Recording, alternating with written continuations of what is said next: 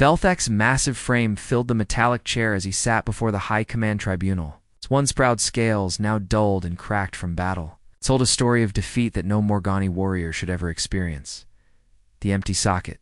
Where his left arm once attached still leaked blue fluid, a constant reminder of the human conflict that had shattered. More than just his body, the tribunal chamber buzzed with tension. 5 of the Empire's most decorated commanders sat behind. A curved desk of polished obsidian, their multiple eyes fixed on the broken general before them. The air recyclers hummed overhead.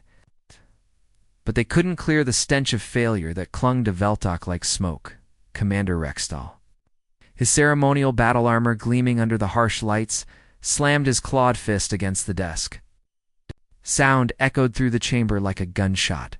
Explain your failure, General. These humans were supposed to be conquered within 1 solar cycle. Instead, we've lost half our fleet and 3 entire battle groups. The Emperor demands answers. Velthak's mandibles clicked nervously, a habit he'd developed since returning from the human front. His remaining 3 arms trembled as memories flooded back. The screaming of dying ships, the impossible maneuvers of human fighters, the faces of warriors who refused to surrender even when death was certain. The briefings were wrong, sir. Completely wrong. His voice carried the weight of witnessed horrors. Everything our intelligence division told us about humans was either outdated or fabricated. Subcommander Crixfell leaned forward, her scarred face twisted with disgust. You're saying our intelligence was faulty? Our scouts observed these creatures for cycles before we moved. They described primitive mammals barely out of their home system. Velthak's good arm gestured weakly. That's exactly what I'm saying. The reports painted humans as weak, divided creatures who spent more time fighting each other than building proper defenses. They said humans relied on crude projectile weapons and chemical propulsion, simple targets for our plasma cannons and gravitic bombs. The war had started 18 months ago, when long-range scouts discovered human colony ships spreading across what the Morgani considered their rightful territory. The expansion had been slow, but steady, with these strange bipedal creatures establishing mining operations and agricultural colonies on worlds the Empire had marked for future conquest. The High Command saw an opportunity, Velthak continued, his voice growing stronger as he remembered the confidence they'd all shared. Here was a young species, barely capable of interstellar travel, sitting on resources we needed. The decision was unanimous. Quick strike. Overwhelming force, minimal casualties on our side. Admiral Dexmore, the oldest member of the tribunal, spoke for the first time. His voice cracked with age and authority. The initial reports suggested humans had no unified military structure. Their colonies operated independently. Classic prey species behavior. That's what we believed. Velthak nodded grimly. I commanded the 3rd Assault Fleet, 60 ships, including 2 dreadnoughts and the pride of our navy, the Void Render. We were assigned to the assault on Kepler Station, a mining outpost in what humans call the Tau Ceti system. The general's eyes grew, distant, as he recalled those final peaceful moments before everything went wrong. Our intelligence showed the station housed maybe 3,000 civilians and a token security force. Mining equipment, civilian shuttles, basic communication arrays, nothing that should have posed a threat to a proper military force, Commander. Rextal's patience was wearing thin. Get to the point, Velthak. What happened at Kepler Station? I was assigned to the assault on Kepler Station, Velthak continued, his voice taking on the mechanical tone of an after-action report. The humans there were led by someone named Deho. Our long-range scanners confirmed the intelligence reports. Only 200 defenders against our force of 3,000 seasoned warriors. The memory of that moment played in his mind like a recurring nightmare. The Morgani fleet had dropped out of hyperspace in perfect formation. Ow. Their ships arranged in the traditional Hammerand and Vel pattern that had crushed dozens of worlds. The Void Render's massive bulk dominated the center, its plasma cannons already charging for the killing blow. We transmitted the standard surrender demand, Velthak said. Full evacuation within 1 standard hour, or we would commence bombardment. Standard procedure. Most species see our fleet and immediately begin negotiations. Mandibles clicked impatiently, and the humans responded. He did respond. Velthox's voice dropped to almost a whisper, but not how we expected. This Deho, their commander, opened a direct channel to my flagship. I can still remember his face on the view screen. Calm, determined, completely unafraid. The tribunal leader leaned forward, his multiple eyes focusing intently. What did he say? He looked directly at me and said 3 words in perfect Morgani. Come and take it. Then he cut the transmission. An uncomfortable silence filled the chamber. In Morgani culture, such defiance was not just unusual, it was virtually unknown. Most species either surrendered immediately or attempted negotiation. Direct challenge was the behavior of apex predators, not prey animals. And yet you retreated, the tribunal leader stated, his voice heavy with accusation. Velthicus' remaining limbs shook more violently. The phantom pain from his missing arm flared as memories crashed over him like waves. The impossible human tactics. The refusal to break even when facing certain death. The way they turned every piece of equipment into a weapon. We didn't retreat. Sir, his voice cracked with the weight of truth. We fled. Velthicus' voice grew stronger as he relived that first battle, his words painting vivid pictures for the tribunal members who had never faced humans in combat. The memory was so clear, he could still smell the burning metal and hear the screams of his own warriors. The assault began at what humans called dawn on their homeworld, he said, his claws scraping against the metal table. We followed standard protocol. The Void Render and her escorts moved into bombardment position while our fighter squadrons prepared for the cleanup operation. Everything was going exactly as planned. Commander Hextall shifted impatiently in his chair. Standard orbital bombardment. Should have ended this in minutes. What went wrong? It's just it, sir. Nothing went wrong with our weapons. Plasma cannons fired perfectly. Our targeting systems locked onto the station's critical systems. The energy readings were off the charts. Those beams should have melted through their armor plating like it was made of ice. Velthak paused, his mandibles clicking as he remembered. The shock of that moment, but the humans had done something we thought was impossible. They'd modified their entire mining operation into a defensive network. That engineer I mentioned, Han Wu, he'd somehow turned industrial equipment into military-grade weapons. The general's remaining arm gestured weakly as he tried to explain what he'd witnessed.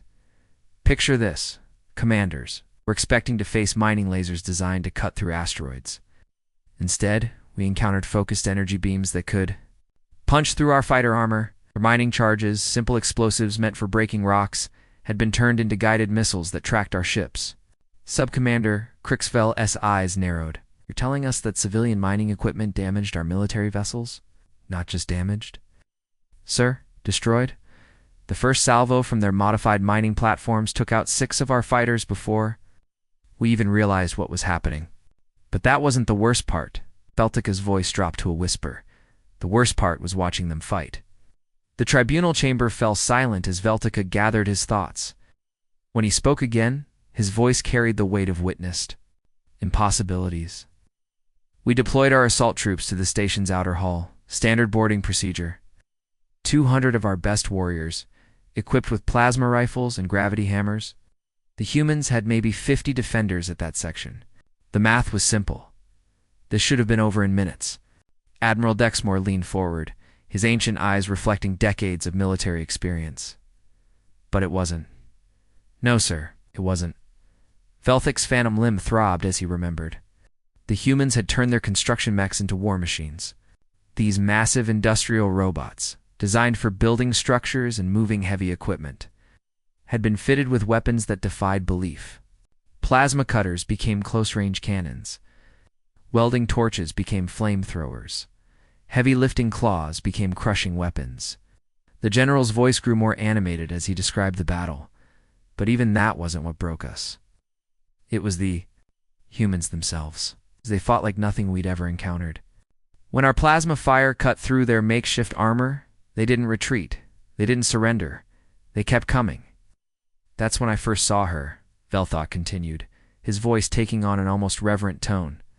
Borum. She was defending the main access corridor with nothing but a modified mining laser and pure determination. I watched her hold off an entire squad of our warriors while civilians evacuated behind her. The memory played out in Velthak's mind like a recording he couldn't stop. She was small, even for a human, maybe half the size of our smallest warrior.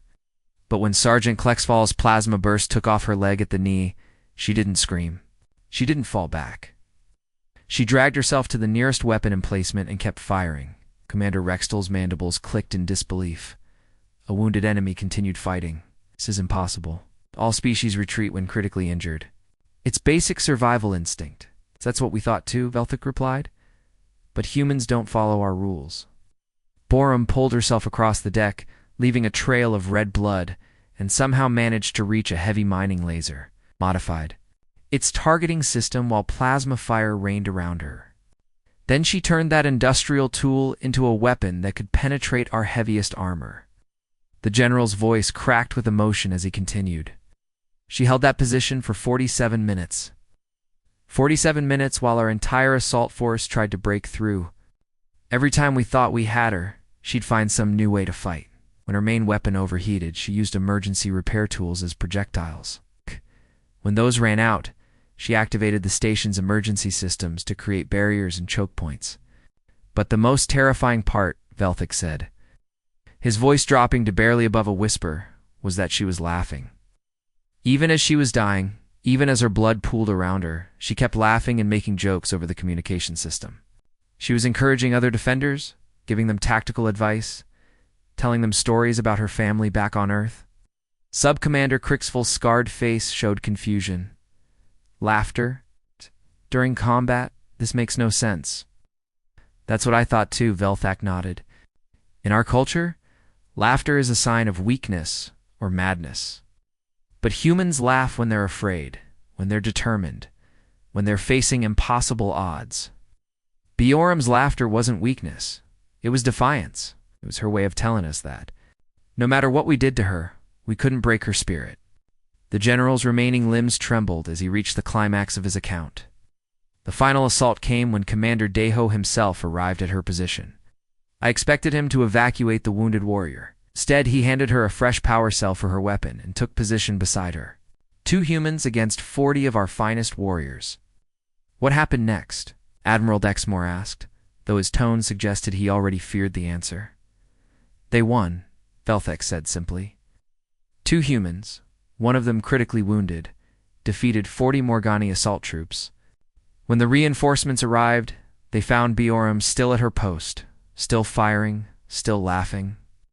She'd jury-rigged the station's power grid to overload our combat suits. Half my assault force was dead or unconscious from electrical feedback. The tribunal chamber fell into stunned silence. In the entire history of the Morgani Empire, no enemy had ever displayed such impossible determination. Warriors fought until they were killed or captured. They didn't fight while dying. They certainly didn't laugh while doing it. She died 3 hours later, Velthak concluded. But not before she'd taught every human on that station exactly how to turn mining equipment into weapons of war. By the time we finally breached their defenses, every corridor had become a killing field. Every piece of equipment had become a weapon. Every human had become a warrior. The general looked directly at each tribunal member, his eyes reflecting the horror of that first encounter with human warfare. That's when I realized we weren't fighting a species. We were fighting an idea, the idea that some things are worth dying for. The tribunal members shifted uncomfortably in their seats as Velthak's voice took on a haunted quality. His remaining claws scratched deep grooves into the metal table as he recalled the siege that had changed everything. After Kepler Station, High Command decided we needed overwhelming force. He began, his voice steady, but his eyes distant. New Geneva was the humans' crown jewel colony. 3 million civilians, massive industrial complexes, and their main military academy. If we could break New Geneva, we'd shatter human morale across the sector. Commander Rextal leaned forward, his scarred face showing genuine interest. New Geneva was supposed to be our masterpiece. Complete orbital superiority, systematic bombardment, textbook siege warfare. That's exactly what we thought, Velthak nodded grimly. We assembled the largest battle fleet in Morgani history, 200 ships, including 5 dreadnoughts and the newly commissioned Stellar Devastator. The humans had maybe 30 vessels. Defending the planet, all civilian craft hastily converted for combat. Cargo haulers, mining ships, passenger liners, nothing that should have lasted 5 minutes against our firepower. The general's voice grew stronger as he remembered the initial confidence of the fleet. Admiral Kreshtal himself commanded the operation. He was so certain of victory that he invited war correspondents to document the conquest. The plan was simple: establish complete orbital blockade, destroy their pathetic defense fleet, then systematically bombard military targets until they surrendered. Sub-Commander Krixvel's mandibles clicked impatiently. Standard siege protocols. What went wrong? Everything went wrong because the humans don't follow our rules, Velthok replied. They had a tactical officer named Wu Jin, who had somehow obtained recordings of every major Morgani battle for the past 50 years. While we were planning our attack using proven strategies, he was studying our weaknesses. The memory of that first engagement still made Velthik's phantom limb ache. We dropped out of hyperspace in perfect formation, the Stellar Devastator. At the center, surrounded by our battle cruisers, with fighter squadrons deployed in the traditional defensive screen. It was beautiful, terrifying, and absolutely unstoppable. But the humans didn't try to stop us, he continued, his voice taking on a note of confused respect. Instead of meeting us in open space combat, they did something we'd never seen before. They turned their civilian ships into weapons. Admiral Dexmore's ancient eyes narrowed. Explain. They stripped out everything non-essential from their cargo haulers. Life support, crew quarters, even most of the navigation systems. Then they packed them full of mining explosives and set them on collision courses with our fleet. Velthak's voice cracked slightly, but they didn't use automated systems. Each ship had a human pilot. Ow. The tribunal chamber fell silent as the implications sank in. Automated weapons were one thing, but deliberate suicide attacks violated every principle of civilized warfare. The first ship to reach us was piloted by someone named Song Ho, Velthak continued. He was flying a massive ore hauler that should have been easy prey for our point defense systems. But he wasn't trying to survive the attack. He was trying to maximize damage. The general's remaining arm gestured weakly as he tried to convey the impossibility of what he'd witnessed. Sung Ho flew his ship through our defensive fire like it was a fighter craft. He used the hauler's cargo manipulator arms to grab onto our flagship's hull, then activated every explosive charge in his cargo hold. But here's the part that still haunts me. Commander Rextal leaned forward. What? He was transmitting poetry over the open channel as he died? Something about eternal resistance and the unbreakable spirit of humanity? Even as his ship was being torn apart by our weapons, even as he was seconds from death, he was reciting verses about hope and defiance. The memory of Sung Ho's final transmission sent chills through Velthak's scaled hide. The explosion took out the Stellar Devastator's main bridge and killed Admiral Kreshtal instantly. Ow. One civilian cargo hauler had crippled our most powerful warship. But that was just the beginning, Velthak continued, his voice growing more animated. The siege lasted 8 months, and every single day brought new surprises. Every time we adapted our tactics, the humans countered within days. An engineer named Yoongi, who had somehow jury-rigged their planetary communication array to hack into our battle computers. Sub-Commander Krixvel's scarred face showed disbelief. Impossible. Our encryption protocols are unbreakable. That's what we thought too, Velthok replied. Yoongi wasn't trying to break our codes. She was studying our behavior patterns. Every time we moved our ships, every time we changed formation, every time we prepared for bombardment, she was watching and learning. By the 3rd month, she could predict our tactical decisions before we made them. The general's voice took on an almost admiring tone. The humans weren't just fighting us. They were studying us like we were laboratory specimens. Every engagement became a learning experience. Every defeat taught them something new about our capabilities and weaknesses. Give me a specific example, Admiral Dexmore demanded. Week 12 of the siege, Velthok responded immediately.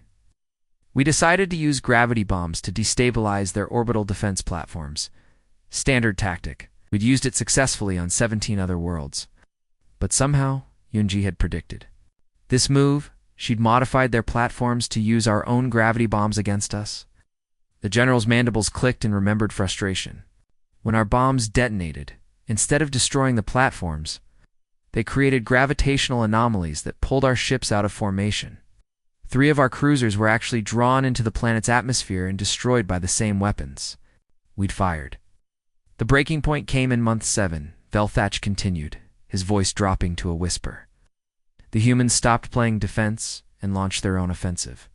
They had volunteers, pilots like Taemin and Ji-Wan, who flew ships that shouldn't have been able to break through our blockade. Commander Hextall's patience was wearing thin. How did civilian craft penetrate our defenses? They used maneuvers that violated every principle of space combat, Velthach replied. Taemin flew his converted passenger liner through the middle of our battle formation at maximum acceleration. He should have been vaporized instantly. Instead, he used his ship's emergency escape pods as decoys and chaff, confusing our targeting systems long enough to ram one of our ammunition ships. The general's voice grew stronger as he remembered the chaos of that final battle. It was even more audacious. She flew a mining ship equipped with industrial cutting lasers straight into our flagship's hangar bay. Once inside, she used those lasers to systematically destroy our fighter squadrons while they were still docked. But the most terrifying part, Velthach said, his remaining limbs trembling, was listening to their communications during the battle. They weren't screaming or panicking like most species do in combat. They were calm, professional, almost cheerful. They talked about their families, shared jokes, gave each other encouragement. Sub-Commander Crixfell's eyes widened. They were enjoying themselves. Not enjoying, Velthach corrected. They were at peace. Like they'd already accepted the possibility of death and moved beyond fear. That's when I realized we weren't fighting warriors or soldiers. We were fighting an entire species that had collectively decided that some things were worth dying for. The tribunal chamber fell into uncomfortable silence as the implications of Velthach's testimony sank in. They had encountered an enemy that couldn't be intimidated, couldn't be demoralized, and couldn't be defeated through conventional means. By the end of the 8th month, Velthach concluded, the humans had learned our tactics so well that they were using our own strategies against us. They knew our formation patterns, our communication protocols, even our supply schedules. We weren't fighting humans anymore. We were fighting ourselves. Velthach's voice cracked like breaking glass as he reached the most painful part of his testimony. His remaining claws dug so deep into the metal table that sparks flew, and his scaled hide had turned a sickly pale color that the tribunal had never seen before. The final battle, he whispered, then cleared his throat and spoke louder. The final battle was supposed to be our moment of triumph. After 8 months of siege, High Command had sent reinforcements. We had 400 ships surrounding New Geneva. The humans had maybe 20 vessels left, all of them damaged, running on emergency power and held together with whatever scraps they could find. Commander Rexdal shifted impatiently in his chair. 400 against 20. Even humans couldn't overcome those odds. That's what we thought, Velthach replied, his voice taking on that haunted quality again. Admiral Vexamore himself had arrived to oversee the final assault. He wanted to make an example of New Geneva, to show the entire galaxy what happened when species defied the Morgani Empire. The plan was simple. Systematic annihilation. No survivors, no mercy, no chance for surrender. The general's phantom limb throbbed as he remembered that terrible day. But then something happened that changed everything. A squadron leader named Dong Hain requested permission to speak on all frequencies. We thought he wanted to surrender, so we allowed the transmission. Commander Crixfell leaned forward. What did he say? He didn't surrender? Velthach's voice grew stronger with remembered shock. Instead, he announced that 12 human fighters were going to attack our main battle group. 12 fighters against 200 of our heaviest ships? He said it calmly, like he was discussing the weather. Then he cut transmission and began his attack run. The tribunal chamber fell silent as they tried to process this information. 12 fighters against 200 ships wasn't a battle. It was mass suicide. They should have been vaporized the moment they entered weapons range, Velthok continued. Our point defense systems alone should have destroyed them before they got within 1,000 kilometers of our formation. But these humans, they flew. Like nothing we'd ever encountered. Admiral Dexmore's Asian eyes reflected confusion. Explain. They used formations that seemed completely insane, Velthok replied, his voice growing more animated as he relived the impossible battle. Deng Haiyan led his squadron in a spiral pattern that brought them through our defensive fire at angles we couldn't predict. When our computers tried to calculate their flight paths, the targeting systems couldn't lock on because the humans kept changing direction in ways that should have torn their ships apart. The general's remaining arm gestured wildly as he tried to convey the impossibility of what he'd witnessed. But it wasn't just random flying. Every maneuver was calculated. Every turn was precise. They were using our own weapon positions against us, flying through gaps in our coverage that we didn't even know existed. Then Deng Haiyan's ship took a direct hit from one of our plasma cannons. Velthak continued, his voice dropping to a whisper. The entire front section of his fighter was gone. Life support failed, engines were dying, weapon systems offline. Any rational pilot would have ejected or tried to escape. Commander Rexdal leaned forward, but he didn't. No, he didn't, Velthok confirmed. Instead, he used his dying ship as a weapon. He aimed straight for our command vessel and activated every explosive system on board. But here's the part that still haunts me. He transmitted one final message as his ship broke apart. The general's voice cracked with emotion.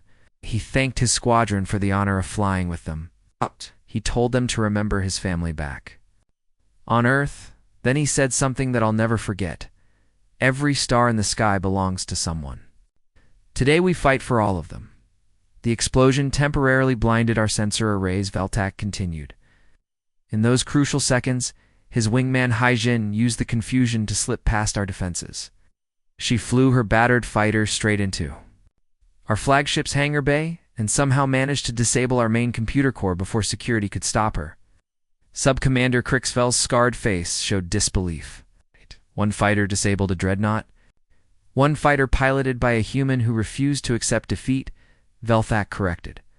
But that wasn't the worst part. The worst part was what happened before every engagement. The general's voice took on an almost reverent tone. Before each battle, the humans would broadcast the names of their fallen. Commander Deho, who had survived the siege of Kepler Station, would read each name slowly and clearly over all frequencies. Bo Ram, who died defending the mining station. Sungho, who sacrificed himself in the ramming attack. Hoyanwu, the engineer who turned mining equipment into weapons. Dozens of others who had given their lives. This is psychological warfare, Admiral Dexmore observed, designed to demoralize the enemy. No, Velthak shook his head firmly. It wasn't for us, it was for them. Each name they spoke made them stronger, more determined. They weren't just fighting for territory or resources, they were fighting for each other, for people they'd never met, for the right to exist as free beings in the galaxy.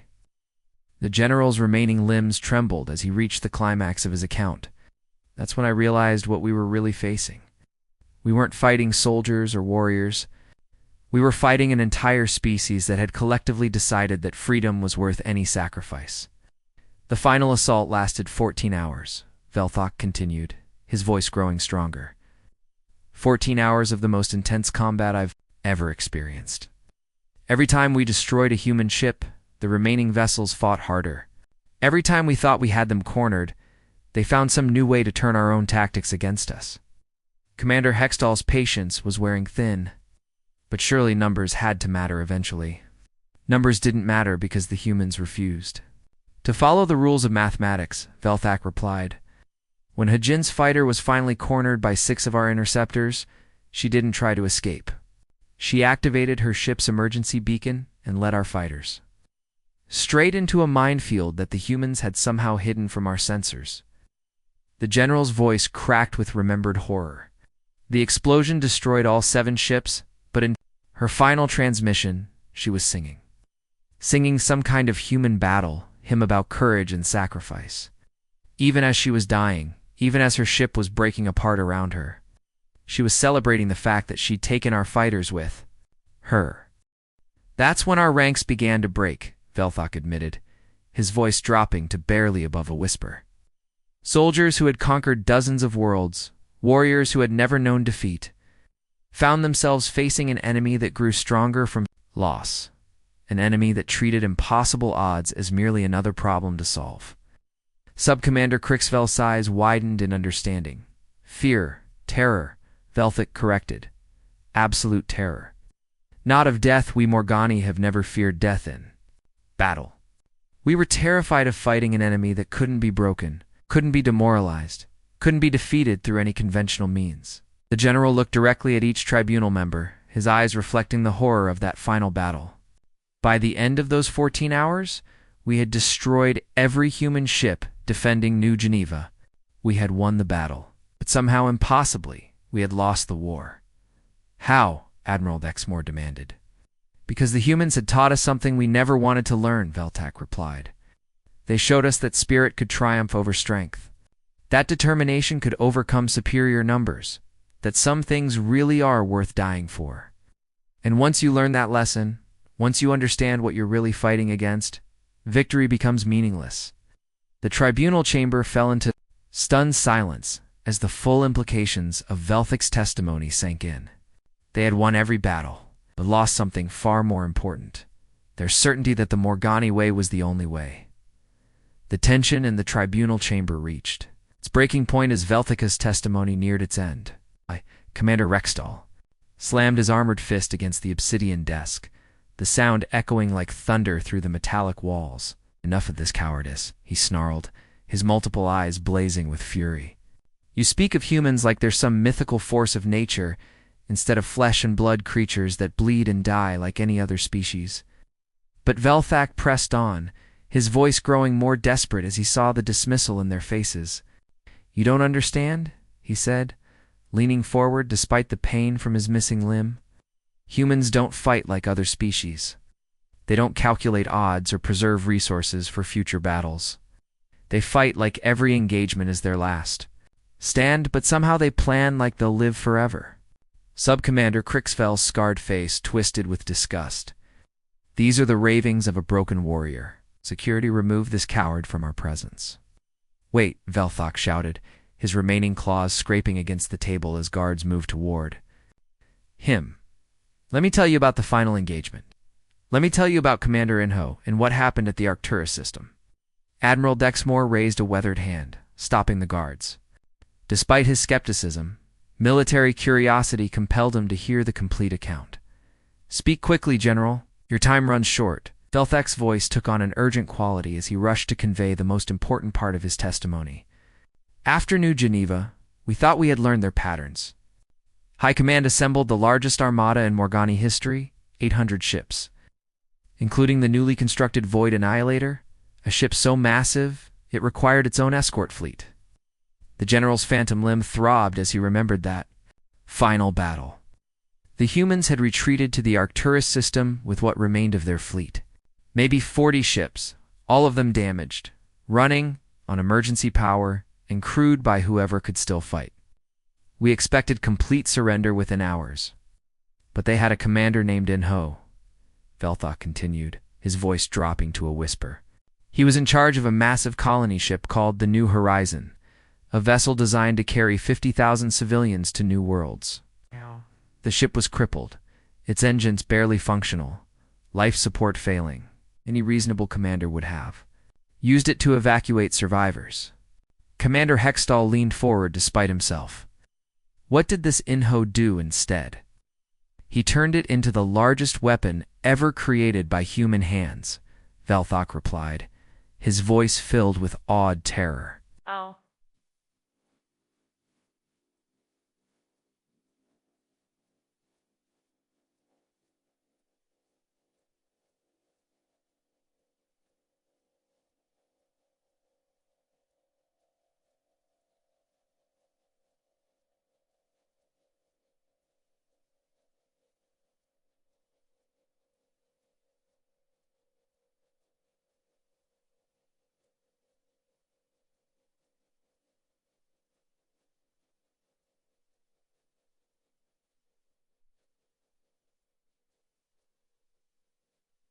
with their and a crew of volunteers spent 3 days converting the colony ship into something that defied every principle of space warfare. The general's remaining arm gestured weakly as he tried to convey the impossibility of what he'd witnessed. They stripped out everything non-essential, living quarters, recreational areas, even the ship's medical bay. Oh. Then they rerouted every power conduit, every energy cell, every backup system to feed directly into the ship's fusion reactor. A fusion overload, Admiral Dexmore observed, his ancient eyes showing grudging respect. Crude but effective. No, not crude, Velthak. Corrected firmly. Brilliant. Minho had calculated the exact power requirements needed to create a controlled fusion cascade. They weren't just building a bomb, they were creating a miniature star. The tribunal chamber fell silent as the implications sank in. Creating artificial, stellar phenomena required technology far beyond what humans should have possessed. But the most incredible part, Velthek continued, his voice cracking with emotion, was listening to Inho's final transmission. As his ship approached our fleet, as our weapons tore through his hull, as his crew died around him, he opened a channel to every human vessel in the system. The general's voice took on an almost reverent tone as he recited words that had haunted him for months. He said, "This is for Earth, the world that gave us life. This is for everyone we couldn't save, the friends we've lost along the way. And this is to show the galaxy that humans never surrender, never give up, never stop fighting for what's right." Then what happened? Subcommander Crixwell asked, despite her obvious reluctance to hear the answer. The New Horizon rammed directly into the Void Annihilator's command section, Velthok replied. For a moment, nothing happened. Our crew was celebrating, thinking they'd stopped another desperate human attack. Then Minho's fusion cascade activated. The general's remaining limbs trembled as he remembered the sight. The explosion was visible.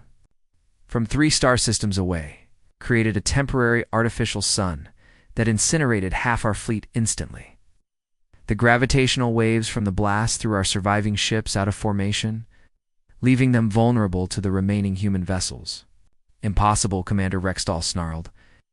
No single ship could generate that kind of destructive force. That's what I thought too, Velthok replied. But humans don't accept the word impossible. They see it as a challenge to overcome.